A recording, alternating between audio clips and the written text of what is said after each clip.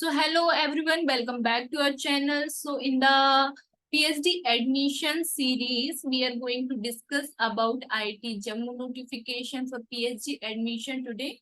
So whenever you search IIT Jammu in any search engine, I am using Google Chrome only.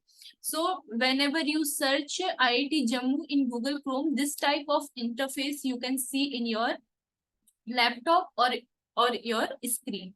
Okay, so you have to just click first option, so then you will reach the home page of IIT Jammu. This is the official page of IIT Jammu. So from here you can collect all the information regarding PhD admission and IIT Jammu itself.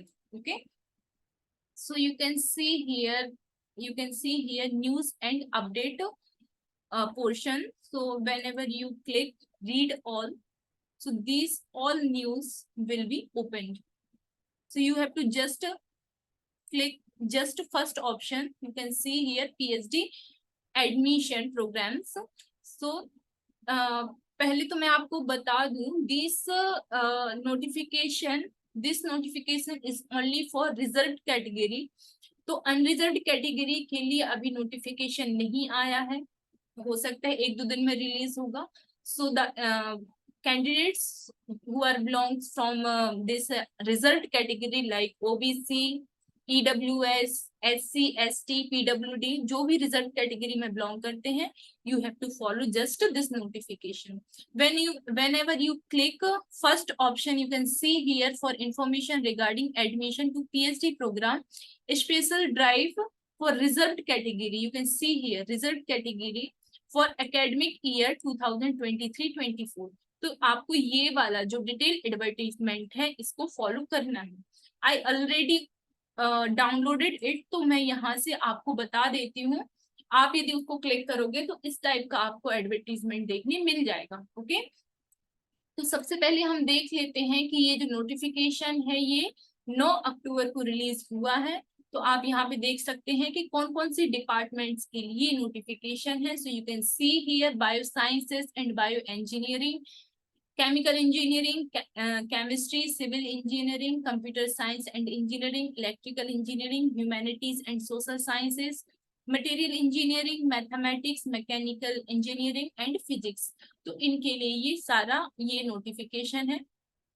If you want to research if you want to visit the area of research, you can follow this link. मैं अभी आपको बता दूंगी कौन कौन से areas हैं. Directly you can follow this link, you will click on this link. आप डायरेक्ट देख लोगे किस किस एरिया में रिसर्च चल रही है. Now the categories of admission आप यहाँ से देख सकते हैं कि कौन कौन सी कैटेगरीज में एडमिशन होते हैं. So first one is institute research student or candidate.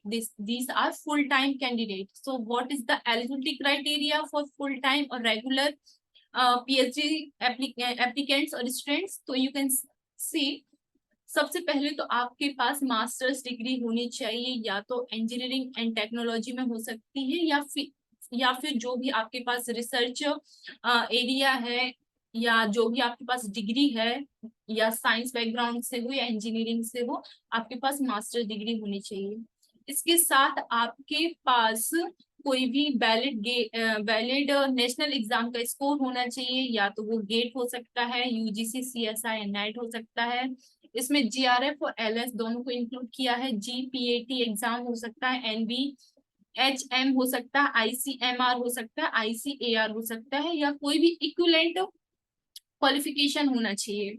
Okay, इसके साथ यदि कैंडिडेट यदि बैचलर डिग्री में है और यदि आप चाहते हैं कि आपको पीएचडी करना है, तो आपके पास वैलिड गेट स्कोर होना चाहिए, तो आप इसके लिए अप्लाई कर सकते हैं. नेक्स्ट, यदि कोई भी स्टूडेंट ऐसा है जो already NITs, IITs, triple IITs, ISERs और आईएससी से अपना मास्टर्स कर चुके हैं, और यदि उनका कैंडिडेट 8 सीजीपीए है ड्यूरिंग बीटेक, तो वो डायरेक्ट पीएचडी के लिए अप्लाई कर सकते हैं. और इसके बाद यहाँ पे लिखा है कि जो यूजीसी नेट जो एग्जाम होता है उसमें यदि आप एलएस आपके पास एलएस है, तो आपको कंसीडर किया जाएगा वो सिलेक्शन के बाद आपका डिपार्टमेंट वाइज डिसाइड होगा कि आप इसमें कर सकते हो या नहीं। सेकंड, यदि हम बात करें what is the application fees, so EWS OBC non creamy layer candidate will fill 300 RS as a fees of application, and SC/ST PWD candidate will fill 200 fees, 200 rupees. Okay.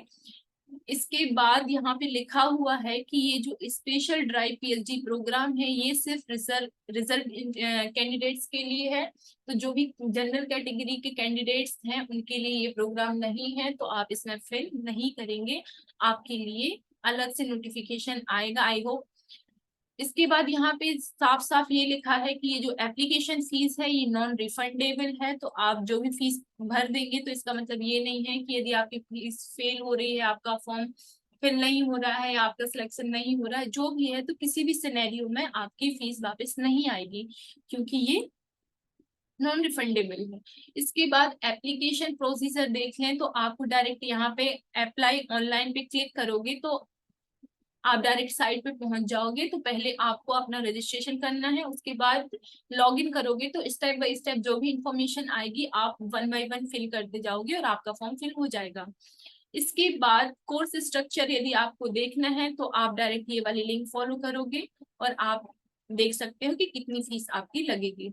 इसके बाद हम टाइमलाइंस की बात कर लें तो 9 अक्टूबर से आपकी फॉर्म फिलिंग जो है वो स्टार्ट हो चुकी है और 30 अक्टूबर तक आप फॉर्म फिल कर सकते हैं। तो अभी आपके पास टाइम है, लेकिन आप जल्द से जल्द कोशिश करें कि फॉर्म फिल हो जाए, क्योंकि लास्ट में साइट वगैरह स्लो चलती है, तो ऐसी कोई प्रॉब्लम नहीं आनी चाहिए। इसके बाद ये कुछ इंपॉर्टेंट इंस्ट्रक्शन है, जैसे कि आपका जो फॉर्म फिलिंग होगी वो ऑनलाइन ही होगी। ओके, तो आपको कोई भी हार्ड कॉपी नहीं भेजनी है। इसके बाद जो मिनिमम रिक्वायर्ड क्वालिफिकेशन है वो सबमिट करने के बाद कैंडिडेट जो भी होंगे उनको इंटरव्यू के लिए बुलाया जाएगा या रिटन एग्जाम होगा। ओके, अब जो डिपार्टमेंट्स हैं और सेंटर हैं, जो भी यहाँ पे अलग अलग डिपार्टमेंट की अलग अलग लिस्ट होगी और वो फ्री होंगे, वो अपने अकॉर्डिंग स्टूडेंट्स को ले सकते हैं। ओके, तो ये सारी चीजें हैं, तो आप जब भी एप्लीकेशन फॉर्म फिल करेंगे तो ये सारी चीजें फिल कर लेंगे। इसके बाद एक और चीज आप बता दें, ये सारी चीज आप पढ़ ही लोगे, यदि हॉस्टल्स की मतलब एकोमोडेशन की और मेस की बात करें तो आफ्टर ज्वाइनिंग आपको हॉस्टल या मेस की फैसिलिटी प्रोवाइड की जाएंगी एज पर मतलब अवेलेबिलिटी एंड इंस्टीट्यूट रूल्स, मतलब जो भी अवेलेबल हैं हॉस्टल्स या नहीं है और इंस्टीट्यूट के क्या रूल है उसके अकॉर्डिंग आपको हॉस्टल्स फिल किया जाएगा, हॉस्टल्स दिया जाएगा। इसके बाद जब तक स्टूडेंट सारे डॉक्यूमेंट्स को सबमिट नहीं कर देता है और final qualifying degree certificate submit नहीं कर देता है फिजिकली जाके, तब तक उसके लिए कोई भी फेलोशिप नहीं मिलेगी। तो आपको ये सारी चीजें देखनी है। ओके, इसके बाद फॉर्म फिलिंग के दौरान यदि आपको कोई भी डाउट आता है तो आप डायरेक्ट ये वाली वेबसाइट पे जाके इस वाले ईमेल आईडी पे डायरेक्ट मेल कर सकते हैं या फिर इस वाले कांटेक्ट नंबर पे आप इनको कांटेक्ट कर सकते हैं। तो आपकी सारी क्वेरीज को ये आपकी सारी क्वेरीज का आंसर करेंगे और आपको उसका सॉल्यूशन मिल जाएगा। इसके बाद यदि रिसर्च एरिया की बात करें कि किस किस एरिया में रिसर्च चल रही है, तो आपको जस्ट यहाँ पे क्लिक करना है सेकंड ऑप्शन पे और यहाँ पे आपको देखने को मिल जाएगा कि क्या क्या डोमेन है। यहाँ पे आप देख सकते हैं कि केमिस्ट्री में क्या क्या काम चल रहा है, सिविल इंजीनियरिंग में क्या क्या काम चल रहा है, तो ये सारी चीजें आप देख सकते हैं और कौन सी प्रोफेसर के अंडर काम चल रहा है तो आप ये भी देख सकते हैं। यहाँ पे क्या बोल यहाँ पे डिपार्टमेंट्स में जाके केमिस्ट्री डिपार्टमेंट जब आप सर्च करेंगे तो यहाँ से आपको जो फैकल्टीज हैं उनकी भी प्रोफाइल देखने मिल जाएगी, तो आप यहाँ से देख सकते हैं। वैसे हम एक रिकॉर्ड करने वाले हैं वीडियो इसके ऊपर कि आपको अपना गाइड कैसे सिलेक्ट करना है, इंस्टीट्यूट कैसे सिलेक्ट करना है और आपको अपना रिसर्च एरिया कैसे सिलेक्ट करना है।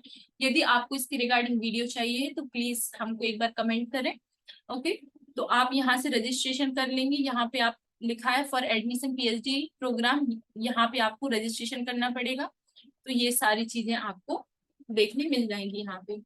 This is all from my side. यदि आपको इसके बाद कोई भी डाउट आता है, कुछ भी पूछना है तो you can directly comment in comment box, we will try to answer you as soon as possible. Okay, thank you so much for watching. मिलते हैं नेक्स्ट वीडियो में।